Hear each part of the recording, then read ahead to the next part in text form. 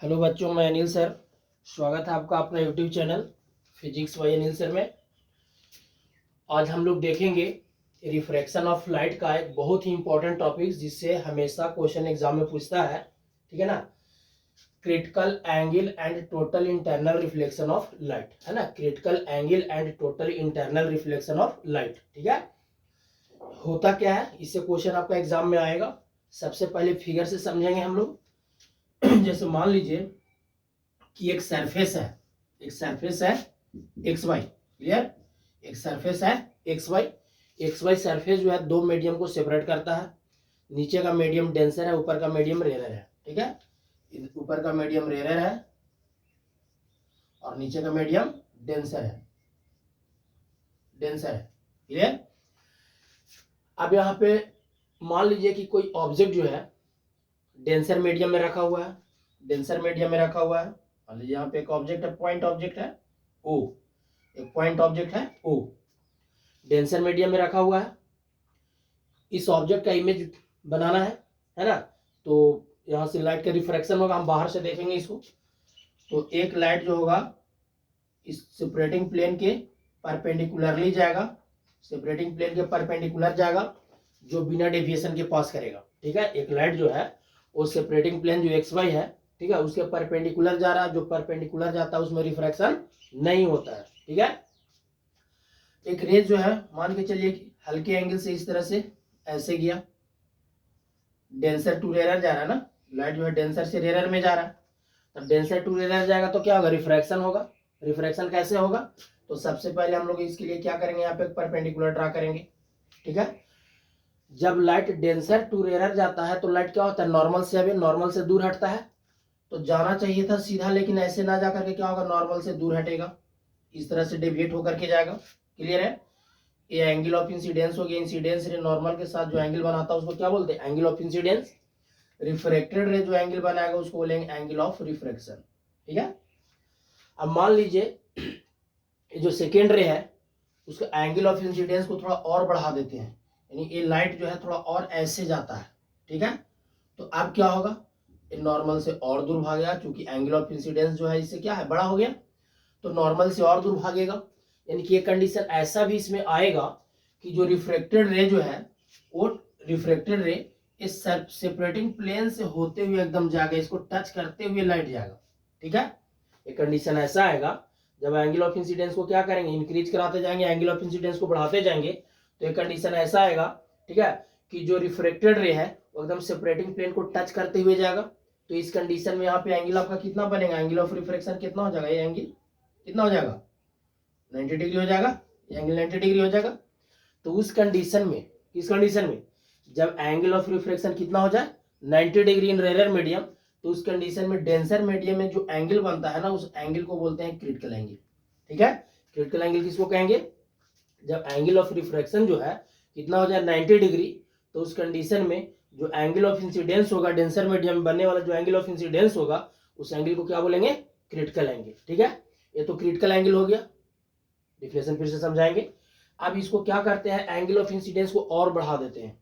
Angle of incidence जो होता है क्रिटिकल एंगल से भी बड़ा हो जाता है और इसको बढ़ा देते हैं, ठीक है, इस तरह से। तो अब यहाँ पे परपेंडिकुलर ड्रा करेंगे सेपरेटिंग प्लेन पे। तो यहाँ पे था क्रिटिकल एंगल पर क्या, कि एंगल ऑफ रिफ्रैक्शन जो है सेपरेटिंग प्लेन से होकर के पास कर रहा था, एंगल ऑफ इंसिडेंस को और बढ़ा दिए, आई जो हो गया, आई यानी एंगल ऑफ इंसिडेंस ग्रेटर हो गया किससे, क्रिटिकल एंगल से। तो उस कंडीशन में जो रिफ्रैक्टेड रे है वो कंप्लीटली उसी मीडियम में वापस रिटर्न हो जाएगा जिस मीडियम से इंसिडेंस होता है। ऐसा कब होगा, जब एंगल ऑफ इंसिडेंस क्या हो जाए, बड़ा हो जाए किससे, क्रिटिकल एंगल से। तो उस कंडीशन में जो रिफ्रैक्टेड रे है वो कंप्लीटली उसी मीडियम में वापस रिटर्न हो जाएगा जिस मीडियम से वो इंसिडेंस हो रहा है। तो इस फेनोमेनन को हम लोग बोलेंगे total internal reflection of light. समझ में आया, फिर से एक बार समझिए। डेंसर मीडियम में कोई ऑब्जेक्ट रखा हुआ है, रेयर मीडियम से हम देखेंगे, यहाँ से रे ऑफ लाइट चलेगा, एक सरफेस के परपेंडिकुलर जाएगा जो बिना डेविएशन के मुड़ेगा। अगर यह लाइट हल्का ऑब्लिकली जाता तो डेंसर टू रेयर जाता है, तो नॉर्मल से अभी होता है, नॉर्मल से दूर जाता है, नॉर्मल से दूर जा रहा है, एंगल ऑफ इंसिडेंस को और बढ़ाएंगे तो एक कंडीशन ऐसा आएगा कि रिफ्रैक्टेड रे जो है वो सेपरेटिंग प्लेन को टच करते हुए क्या होगा, आगे बढ़ेगा, ठीक ठीक है। तो उस कंडीशन में एंगल ऑफ रिफ्रैक्शन जो होगा रेयर मीडियम में वो कितना हो जाएगा 90 डिग्री। तो उसका जो करस्पॉन्डिंग एंगल ऑफ इंसिडेंस होगा इन डेंसर मीडियम वो क्या कहलाएगा क्रिटिकल एंगल। अब एंगल ऑफ इंसिडेंस को और बढ़ा दे किससे क्रिटिकल एंगल से। अगर एंगल ऑफ इंसिडेंस ग्रेटर हो जाए किससे क्रिटिकल एंगल से तो उस कंडीशन में जो लाइट जो है रिफ्रैक्टेड लाइट वो कंप्लीटली उसी मीडियम में कंप्लीटली रिटर्न हो जाएगा जिस मीडियम से वो आ रहा है। तो इस फिनोमेनन को हम लोग क्या बोलेंगे total internal reflection of light. Clear है। टोटल इंटरनल रिफ्लेक्शन के लिए दो कंडीशन होना चाहिए। फर्स्ट कंडीशन क्या होना चाहिए रे ऑफ लाइट को डेंसर टू रेयर मीडियम में जाना होगा। लाइट जो होगा किससे जाएगा डेंसर मीडियम से रेयर मीडियम में जाएगा। ठीक है तभी नॉर्मल से में जाएगा। और दूसरा कंडीशन है कि जो एंगल ऑफ इंसिडेंस होना चाहिए वो ग्रेटर होना चाहिए किससे क्रिटिकल एंगल से i greater than critical angle. Clear है। चलिए अब यहाँ पे ध्यान दे लिखा हुआ है डिफिनेशन इसका समझिए। क्रिटिकल एंगल कहते हैं किसको जो अभी समझा है कहता है the angle of incidence in the denser medium for which the angle of refraction in the rare medium is 90 degree. ठीक है यानी डेंसर मीडियम में बनने वाला वह एंगल जब रेयर मीडियम में जो एंगल ऑफ रिफ्रैक्शन हो जाता है कितना हो जाता है 90 डिग्री। तो उस कंडीशन में जो डेंसर मीडियम में जो एंगल बनता है उसको हम लोग क्या बोलते हैं क्रिटिकल एंगल। और क्रिटिकल एंगल को रिप्रेजेंट करते हैं किसी से आईसी से। ठीक है। Total internal reflection of light क्या कहता है the phenomenon in which A ray of light travelled है ना travelling at an angle of incidence greater than the critical angle from denser medium to rare medium is totally reflected back into the denser medium is called total internal reflection of light। ठीक है यानी ray of light जब travel करेगा किससे denser medium से rare medium में कितने angle पे ग्रेटर देन क्रिटिकल एंगल यानी एंगल ऑफ इंसिडेंस क्या होना चाहिए क्रिटिकल एंगल से ज्यादा होना चाहिए। तो उस कंडीशन में जो रे ऑफ लाइट होगा वो टोटली कंप्लीटली रिफ्लेक्ट कर जाएगा उसी मीडियम में जिस मीडियम से आ रहा है मतलब डेंसर मीडियम से आ रहा है तो डेंसर मीडियम में क्या हो जाएगा कंप्लीटली रिफ्लेक्ट कर जाएगा। ठीक है तो इस फेनोमेनन को हम लोग क्या बोलेंगे total internal reflection of light. ठीक है दो कंडीशन जो अभी बताए कि लाइट को ट्रेवल करना होगा denser medium to rare medium.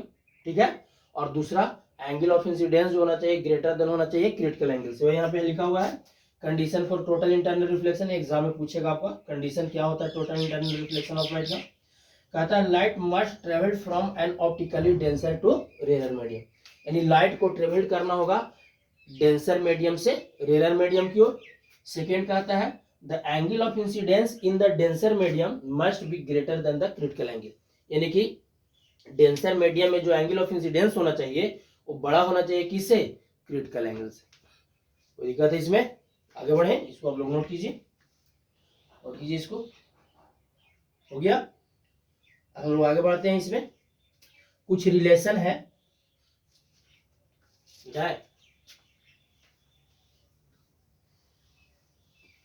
Refractive index and critical angle के बीच में रिलेशन है या उसको फॉर्मूला भी कह सकते हैं फॉर्मूला फॉर क्रिटिकल एंगल है ना। क्रिटिकल एंगल का अगर वैल्यू निकालना होगा ठीक है तो हम लोग निकालेंगे कैसे उसको सॉल्व कैसे करेंगे समझिए यहाँ पे।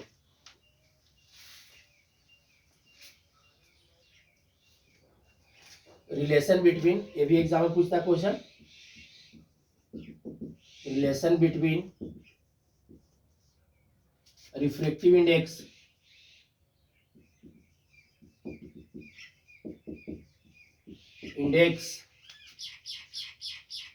And critical angle relation between refractive index and critical angle और इसको हम लोग यहाँ पे ऐसे भी लिख सकते हैं formula for critical angle formula for critical angle formula for critical angle है ना relation between refractive index and critical angle या formula for critical angle. Figure से हम लोग चले देखिए स्नेल्स लॉ यूज करते हैं फ्रॉम फिगर इसी फिगर से हो जाएगा अलग से फिगर बनाने की जरूरत नहीं है। रे ऑफ लाइट ट्रेवल कर रहा है डेंसर टू रेयर आप डेंसर को 1 मान सकते हैं डेंसर को रेयर को 1 मान सकते हैं रेयर को डेंसर को 2 या डायरेक्ट डेंसर को D और रेयर को R मान सकते हैं कुछ भी माने। रे ऑफ लाइट ट्रेवल कर रहा है किससे denser to rare Snell's law use कीजिए from Snell's law Snell's law use करेंगे। तो स्नेल्स लॉ क्या कहता है, sine i by sine r equal to 1n2, ठीक है, 1 μ2, इस तरह से। तो लाइट जा रहा है आपका डेंसर से, तो डेंसर में तो क्रिटिकल एंगल के लिए हम लोग चल रहे हैं ना, तो फॉर्मूला होता है sine i by sine r Snell's law equal to 1 μ2, 1 μ2 भी लिख सकते हैं, या फिर यहाँ पे डेंसर से रेयर में जा रहा है ना, सॉरी 2 μ1 यहाँ पे लिखे, सेकेंड से फर्स्ट में माने या डायरेक्ट मानिए ना, डेंसर से रेयर में जा रहा है, तो DNR, जिसमें से लाइट जाता है ऊपर, जिसमें लाइट जाता है ठीक है नीचे, ठीक ठीक है ना। तो डेंसर से जा रहा है किस में, रेयर में, तो DNR, क्लियर है। अब देखिए यहाँ पे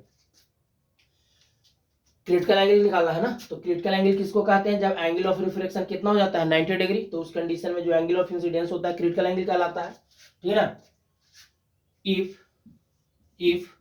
I इक्वल टू IC, यानी एंगल ऑफ इंसिडेंस जो है कितना होना चाहिए क्रिटिकल एंगल के बराबर, देन R बराबर आपका कितना हो जाएगा 90 डिग्री हो जाएगा, है ना। अगर एंगल ऑफ इंसिडेंस कितना ले क्रिटिकल एंगल, तो एंगल ऑफ रिफ्लेक्शन कितना हो जाएगा 90 डिग्री, I बराबर IC होगा, तो R बराबर कितना हो जाएगा 90 डिग्री। अब यहाँ पे दिस इंप्लाइज, इसमें वैल्यू पुट कर दीजिए I और R का, तो हो जाएगा sine IC by sine 90 degree equal to DNR, ठीक है। साइन 90 का वैल्यू 1 हो गया, तो दिस इंप्लाइज हो जाएगा sine IC equal to DNR, ठीक है। और क्रिटिकल एंगल अगर निकालना तो दिस इंप्लाइज सिर्फ IC को यहाँ रहने दीजिए, और साइन यहाँ पे चला जाएगा राइट साइड में, तो 1 बाई साइन, साइन ऊपर जाएगा, तो हो जाएगा कितना साइन इनवर्स DNR, ठीक है ना, साइन इनवर्स DNR। ये आपका फॉर्मूला हो गया किसके लिए, क्रिटिकल एंगल के लिए। इसी को ऐसे भी लिख सकते हैं, और IC equal to sine inverse DNR बराबर कितना लिखा जाता है NR बाई ND, है ना, बताए थे चूंकि 1 μ, एक मिनट सॉरी, ठीक है, रिफ्रैक्टिव इंडेक्स हम यहाँ n लिए हैं, म्यू भी ले सकते थे, अगर म्यू लेते थे यहाँ पे हो जाता म्यू हो जाता, यहाँ पे हम एन लिखे, रिफ्रैक्टिव इंडेक्स को म्यू से भी रिप्रेजेंट किया था, एन से भी रिप्रेजेंट, हम एन लिख दिए, एन हो जाएगा, ठीक है। 1n2 इक्वल टू होता है n2 बटा n1 होता है ना, तो उसी तरह से DNR बराबर हो जाएगा NR बटा ND, क्लियर है।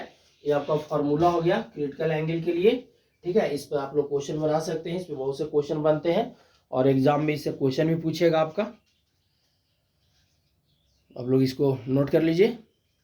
और बाकी इसका कुछ एप्लीकेशन है, ठीक है ना, बहुत सारे एप्लीकेशन है, जैसे ऑप्टिकल फाइबर है, ठीक है। ऑप्टिकल फाइबर क्या होता है, इसका क्या यूज होता है, हम लोग नेक्स्ट वीडियो में उसको देखेंगे, ठीक है। ये क्वेश्चन बहुत इंपॉर्टेंट है, एग्जाम में क्वेश्चन पूछता है, आप लोग इसको अच्छे से देख लेंगे।